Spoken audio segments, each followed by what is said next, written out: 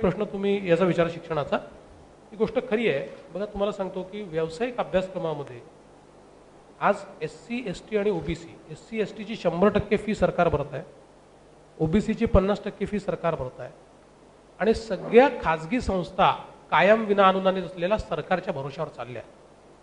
म्हणजे मला परवा मी त्याचा स्टॉक ऑफ द सिच्युएशन घेत होतो त्यावेळी एक सिंगल इन्स्टिट्यूट पुण्यातली सरकारकडनं 100 कोटी रुपयाच्या फीचा परतावा घेते, 100 कोटी रुपयाच्या.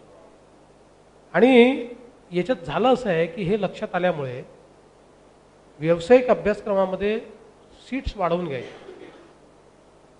त्या वाढवल्यानंतर फक्त SC ST आणि OBCच्या सीट भरायच्या, बाकी रिकाम्या राहू द्यायच्या आणि त्याच्यावर सरकारकडनं पैसे घ्यायचे. आणि त्याही भरताना आता तू ॲडमिशन घे, नंतर तू परीक्षेला बसला नाही तरी चालेल असं सांगून ॲडमिशन्स त्याच्यात करून घ्यायच्या आणि बोगस विद्यार्थी दाखवायचे. असं खूप मोठं एक रॅकेट हे महाराष्ट्रात तयार झालं आहे.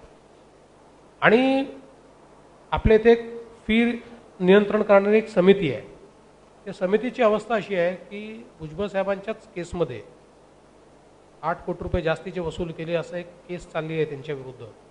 त्या केसमध्ये या कमिटीने एक ॲफिडेव्हिट दाखल केला आणि त्यात त्यांनी असं म्हटलं आहे की आमच्याकडे 1500 प्रपोजल्स येतात दरवर्षी फी ठरवण्याकरता.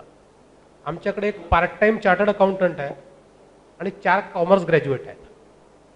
त्याच्या भरोशावर आम्ही हे करू शकत नाही. त्यामुळे ज्यांनी जी फी मागितली ती ते देतात. त्यामुळे भरमसाठ फी वाढवायची आणि सरकारकडनंच घ्यायची.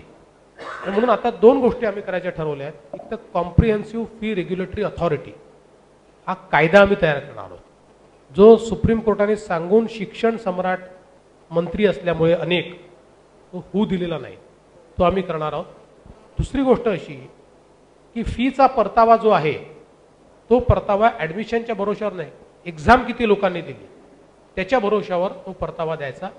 आणि त्याच्यातही जर काही पॅटर्न तयार करता आला की पास झाला तर किती किंवा पर्सेंटेज असं काही इन्सेंटिव्हाइज अजून करता आला तर तोही एक विचार करू.